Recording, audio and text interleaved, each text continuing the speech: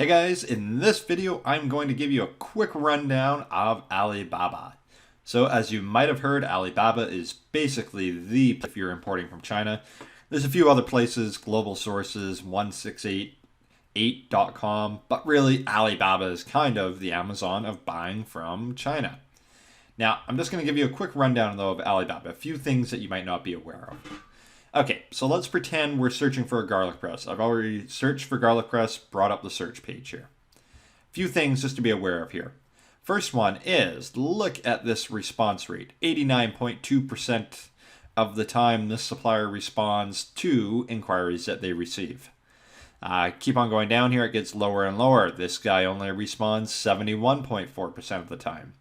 Why does this matter? Well, this matters because as a buyer, you are actually not that hot of a commodity. It's in fact, a lot of times the supplier has all of the power because a great supplier can kind of pick and choose who they deal with. So when you're contacting these suppliers, and you can simply click contact supplier, of course, you can either email them or some suppliers also have the option to chat with them. But however you communicate with them, you should not be overly demanding in your first communications with them, asking for basically their blood type, next of kin, and a million other questions which are irrelevant.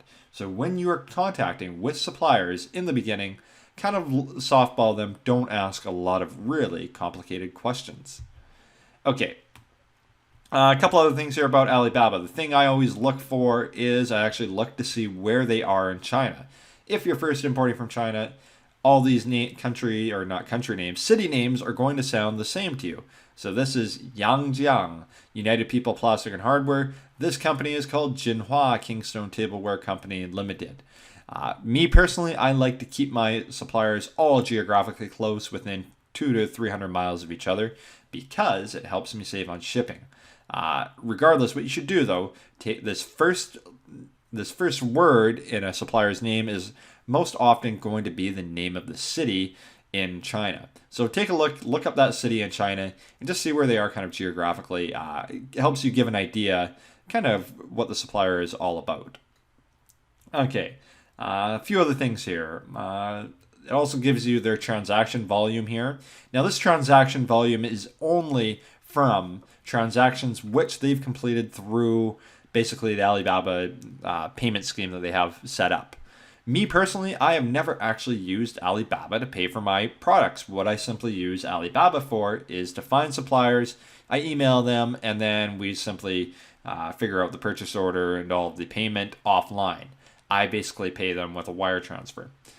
The reason why is because this Alibaba, I forget what it's called, Trade Assurance or whatever their payment scheme is called, it has a fairly low limit, and it only limits you to, I think, $500, maybe $2,000 for an order. And more importantly, when you pay with Alibaba through their payment scheme, it ensures that they are going to ship you some type of product, but it does not assure you that they are going to ship good quality products. So if they send you a bunch of crappy products, too bad, Alibaba is not going to reimburse you your money. Okay. Some other things here, you can also look for gold suppliers. That's very important. So this little gold icon right here basically means that the supplier has been verified. They are not a scammer. As I go into a lot of detail on Ecom Crew, scamming on Alibaba is actually really rare. People aren't going to steal your money and make off for the mountains and forget about you. What they are going to do, like I just mentioned, is they're going to send you crappy products. And again, we go into this on Ecom Crew, different ways that you can do quality assurance tests on Alibaba. Okay, the other thing I'm going to quickly get down to here is basically how to determine if a supplier at Alibaba is a trading company or a factory. So let's take this company right here, Yanjing United People Plastics and Hardware. Sounds like a very patriotic name for a supplier, but in any case, let's continue looking through them here. Okay, so what I always look to do, so here's the name of the company right here. I just simply click on it. First time you click on it, it's going to take you to a product page. The next time you click on that name, it's going to take you kind of to what, if you're familiar with eBay, this would be like their eBay store. So you can get a pretty quick overview of what this company sells by going through their homepage right here. So you can see they sell knives. What else do they sell? Spatulas, more knives, more knives, more knives. If they are a factory, they are normally going to sell a concentrated group of products, which are kind of similar. Knives are all very similar. Spatulas are somewhat similar. These are all cooking utensils. Now, if they're selling like knives, pots and pans, ovens, refrigerators, no factory in China can make all of those different things. So they are almost certainly going to be a trading company, which means that they are not actually producing the items themselves. Now, that does not necessarily mean it's a good or a bad thing, but it's important for you to know if a company is or is not a trading company, just so you know, get a quick idea of what their strengths and weaknesses are. A lot of times also when you go to their homepage, like right here, they will actually say in their company name if they're a trading company or factory. Chinese business names are actually not as free as they are in North America. Surprise, surprise. There's a kind of a strict system that they have to follow when they make their names. Like I mentioned before, there's a city name in the supplier name most often, and a lot of times at the end it will say either factory or trading company, limited or Inc. or whatever. But a lot of times they will actually say if they're a trading company or a factory in the company name. But if they don't, like I mentioned, look at their product categories, see if they have more or less kind of a tight lineup of products. If they do, probably a factory. If they don't, it is probably a trading company. I'm just going to take a quick look at another company that we found when we searched for Gullah Press to see if I can kind of decipher whether they're a trading company or a factory. Let's see here. Let's find. Okay, this one I'm going to pull them up.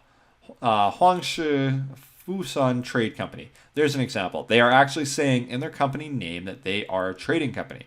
Again, if you want to understand the difference between a trading company and a factory a little bit better, go into Ecom Crew. I'll link to it in the bottom of this video.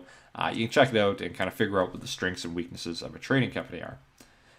So again, I pulled up, this is just their product page. I'm now going to pull up their homepage, whatever you want to call it, their Alibaba page. Again, let's see what kind of products they're selling. I know they're a trading company, but what we're probably going to see here is a wide variety of different products. So it looks like we have cheese graters here. We have, I have no idea what that is, some kind of depeeler for, looks like a juicer almost for orange juice. More spatulas. What else do we have? Knives. It's actually a fairly tight lineup of products.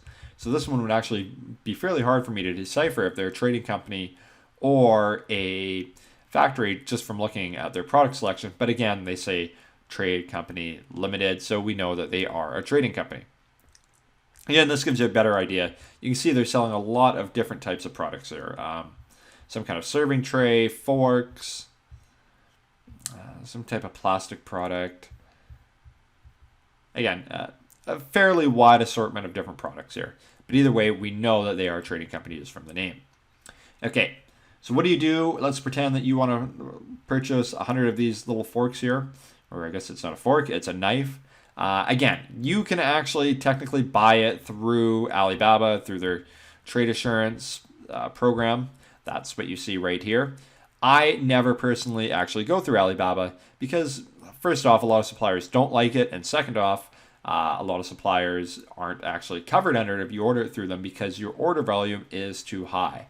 So what I simply do is I contact the supplier. I get from Alibaba, I get their email. Once I have their email, that's pretty much the end of Alibaba's involvement in my negotiation with the supplier. So I figure out how many items I want to order. I negotiate things like MOQ and price with them. And then when I'm ready to actually place an order, if it's $1,000 or less, normally I'll just try to convince them to let me pay with PayPal. Most suppliers hate PayPal for a wide variety of reasons. So don't be deterred if they insist on you wiring the money. That's quite normal. So if the order is $1,000 or above, I'll normally just wire the payment to them. Okay, so that gives you a quick overview of how you can use Alibaba in your business, and hopefully that gives you a quick, just a quick overview of Alibaba.